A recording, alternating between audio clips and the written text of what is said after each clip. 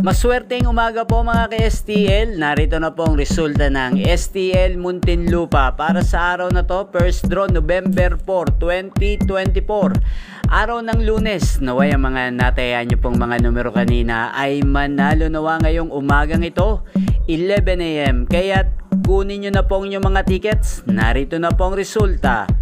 Para po sa STL Muntinlupa first draw result, 11 AM ang mga numerong nanalo. 4 at 31 in exact order sa lahat po ng tumaya kanina para sa first draw ng 4 at 31. Congrats po sa inyo, panalo po kayo.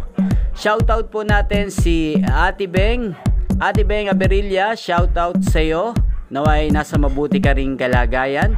Maraming salamat po sa panonood nyo sa aking channel, Roderick Hernandez TV. Huwag pong kalimutang mag-subscribe.